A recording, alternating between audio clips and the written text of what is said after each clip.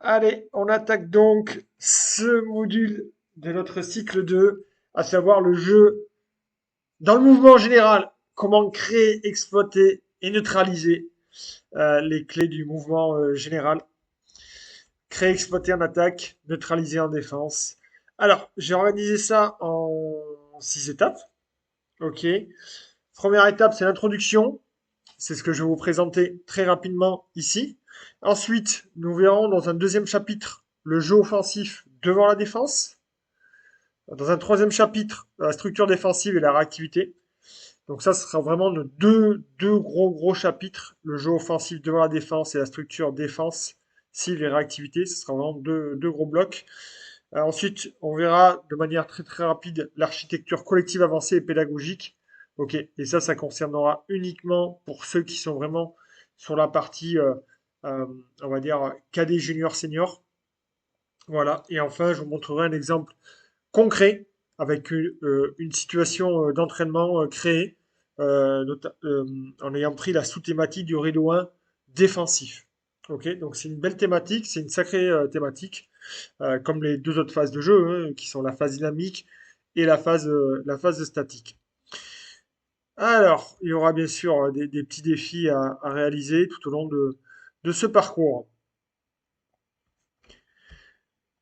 Le rugby est un sport de mouvement, la balle doit vivre, les joueurs doivent bouger. Et c'est complètement la définition du mouvement général où tout le monde bouge. Voilà, c'est ce que vous pouvez voir là juste ici. Et on est pour le moment loin de la défense. C'est ce qui va nous distinguer de la phase dynamique où on va être en train de fixer la défense. Ok, il va y avoir du jeu après ou au contact. Donc là, on est plutôt sur cette phase-là. Mouvement général, MG, donc l'essence dynamique, cœur stratégique du rugby, période de jeu ouvert, continue où le ballon où les joueurs sont en circulation active sur le terrain. Je vous ai mis une vidéo, la vidéo, je vous mettrai le lien en dessous. Ok, vous verrez, c'est une vidéo avec pas mal de rugby, de mouvement général, de rugby total. Le mouvement général, c'est l'art de créer et d'exploiter les espaces. D'après Wayne Smith. Qui était Wayne Smith? Un petit indice, la fougère noire.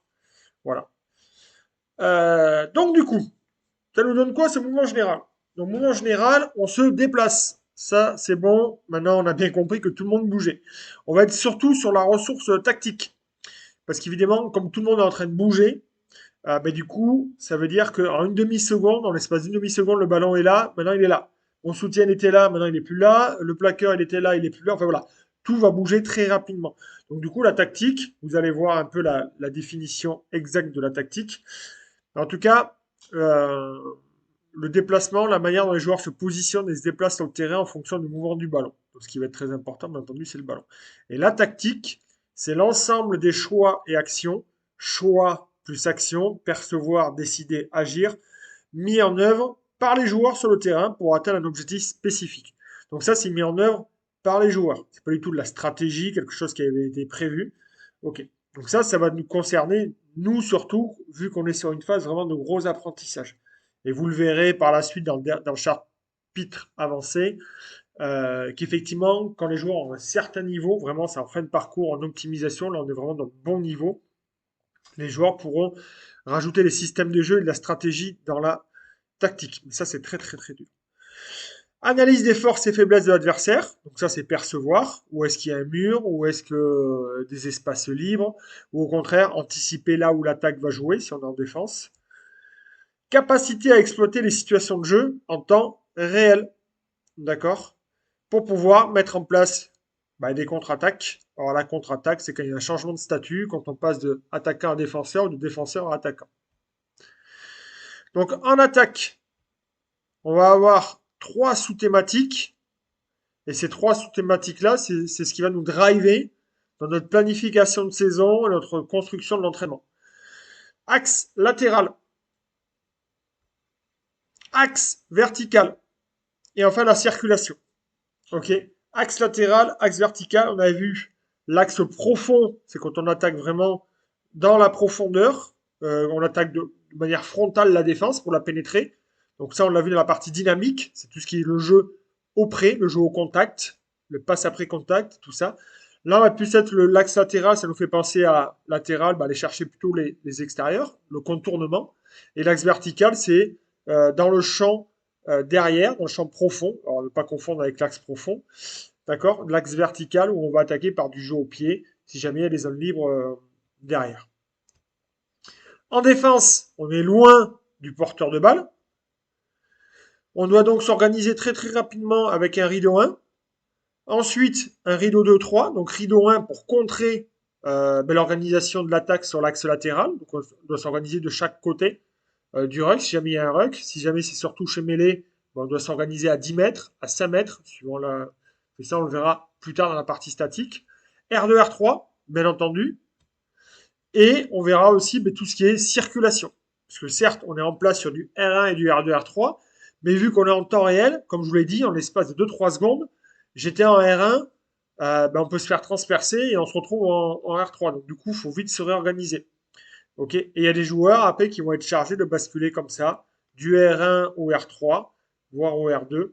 Voilà. Tout ça, ça va être une circulation. C'est surtout pas figé. Donc, vu que ça va bouger beaucoup, l'important, ça va être de travailler chaque sous-thématique, ok, pour devenir meilleur. On doit être en défense, on doit être meilleur dans le rideau 1, si on veut les contrer. En attaque, on doit être meilleur pour attaquer l'axe vertical.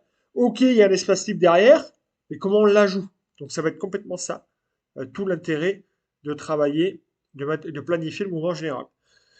Encore une fois, pour enfoncer le clou, relation espace-temps et mouvement, donc on est en lien avec le tempo du jeu, où l'espace est transformé par le temps. Comme je vous le dis, si le tempo est ralenti, mais du coup l'espace il n'y est plus. Si au contraire le tempo il s'accélère, il y a des espaces qui vont se créer, si on parle en attaque. Et bien entendu qu'en défense, le but du jeu, ça va être de ralentir le jeu. Donc cela implique de penser l'espace non pas comme un concept statique, mais il est en perpétuelle transformation par le déplacement, accélération, trajectoire des joueurs et du ballon. Donc on va voir comment les équipes peuvent exploiter, ça va être tout l'intérêt de ce cycle de la vitesse de déplacement des joueurs. La meilleure tactique est celle qui s'adapte au jeu de l'adversaire, tout en imposant le sien. Ça va être très important aussi à comprendre. On a un profil d'équipe, on a un profil de joueur, on a une philosophie, ça c'est important, ok. Et du coup, elle doit s'adapter par rapport aussi à ce que nous propose l'adversaire, comment il est placé.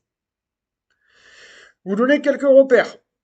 J'aime bien toujours avoir quelques statistiques pour savoir à quoi ça correspond cette phase de mouvement général. Donc on peut voir par rapport au temps de jeu sur des M16 régionaux, temps de jeu effectif, donc là ça serait le mouvement général, 21 minutes 46. Alors est-ce que c'est vraiment le mouvement général? Oui et non, parce qu'en fait regardez, temps d'arrêt du ballon, ruck, mêlée, touche. Donc là c'est les phases statiques et dynamiques, on enlève 7 minutes. Donc en réalité, temps de ballon en jeu de 14 minutes 37. Donc le mouvement général, sur un match cadet qui dure 60 minutes, c'est 14 minutes. Ça va faire un cinquième. Ça fait pas rêver comme ça, hein, un cinquième du temps de jeu. Et pour autant, ce cinquième va être important. Ok, parce que bien sûr, quand le ballon est en mouvement, on peut quand même marquer les essais. Durée moyenne de la séquence, 15 secondes. Durée moyenne du temps mort, 34 secondes. On est vraiment sur l'intermittent.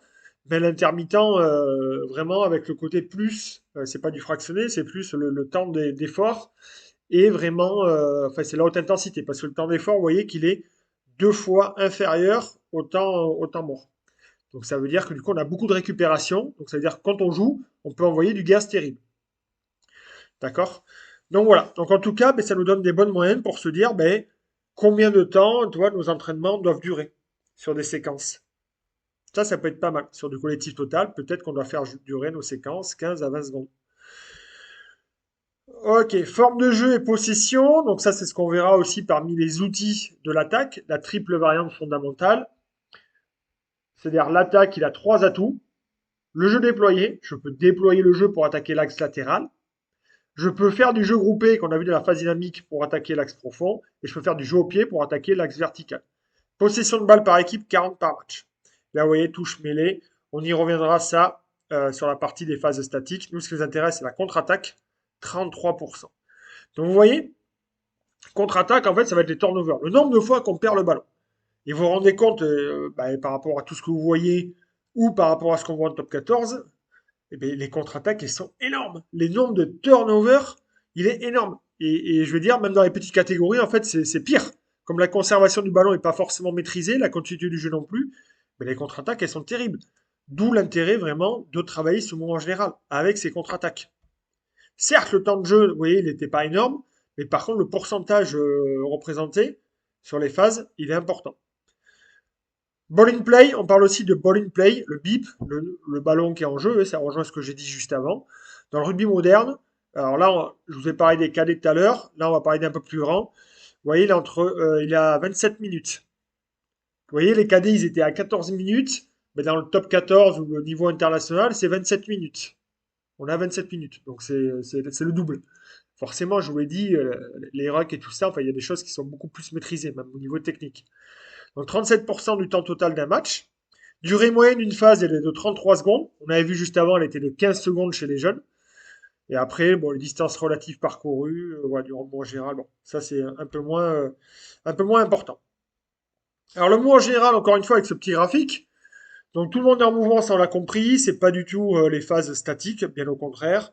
Donc l'objectif, ça va être de créer, d'exploiter un déséquilibre défensif en attaque. L'attaque cherche à prendre de vitesse, et bien entendu, la défense doit vite se réorganiser.